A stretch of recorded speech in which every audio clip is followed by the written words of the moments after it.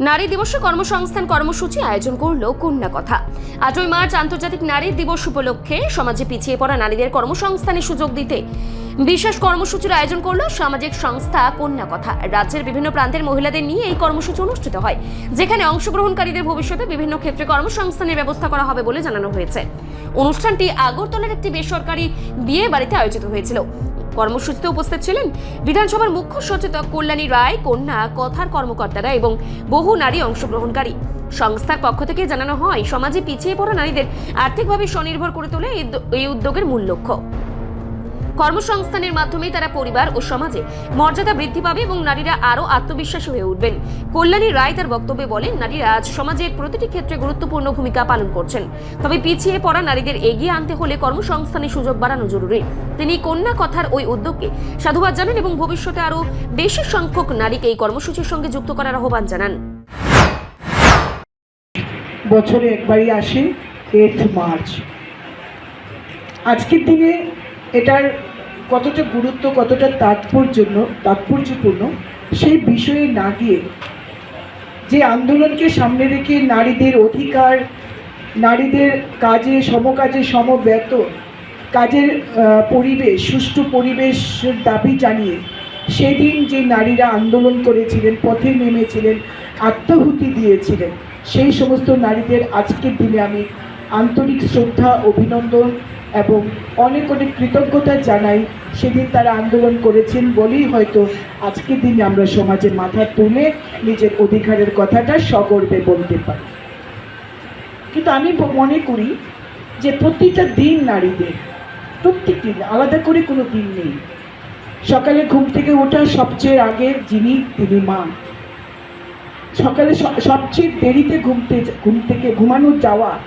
ঘুমোতে যাওয়া তিনি মা। পরিবারের প্রতিটি সদস্য ঘুম থেকে উঠে কেউ মা বলে ডাকে, কেউ ওগো শুনছ বলে ডাকে। বিছানা থেকে উঠে যাকে ছাড়া কারুর একটি স্টেপও চলে না, দিন আগে যায় না, তিনি পরিবারের কর্ত্রী, যিনি একজন নারী। তাই প্রতিটি দিন নারী, এবং নারী সে সব পারে এই বার্তা নিয়ে বাড়ি থেকে তার চলাটা শুরু হয়।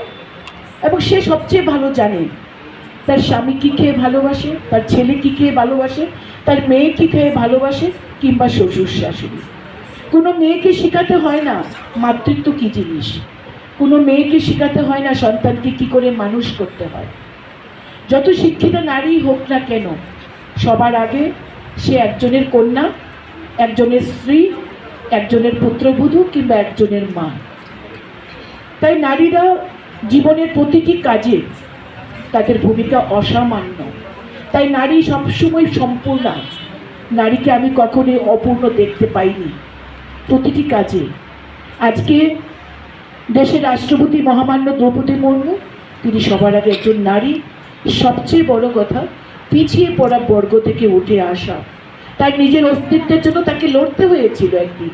এমনি এই সুযোগ তার কাছে আসেনি দেশের রাষ্ট্রপতি হওয়ার। দেশের অর্থমন্ত্রী নির্মলা সীতারামন বছরের প্রথম তিনি একটি পূর্ণাঙ্গ বাজেট পেশ করেন। তিনি রেকর্ড করেছেন, সর্বকালের রেকর্ড, যিনি সবচেয়ে বেশি সময়ের অর্থমন্ত্রী হিসাবে বাজেট পেশ করেছেন। সবচেয়ে বেশি বাজেট তিনি পেশ করেছেন। তিনিও নারী। তাদের বিছানাটাও গোলাপে, তাদের রাস্তাটাও গোলাপের বিছানা ছিল না, নট ব্যাড অফ রোজেস। তাদেরও অনেক লড়াই করতে হয়েছে এবং এই জায়গায় যেতে হয়েছে। আজকে আমাদের দেশের রাষ্ট্রপতি থেকে অর্থমন্ত্রী শুরু করে, দিল্লির মুখ্যমন্ত্রী থেকে শুরু করে প্রত্যেকটি জায়গায় মেয়েরা কিন্তু সমান দক্ষতায় কাজ চালিয়ে যাচ্ছে, তাদের ছাপ রেখে যাচ্ছে তারা।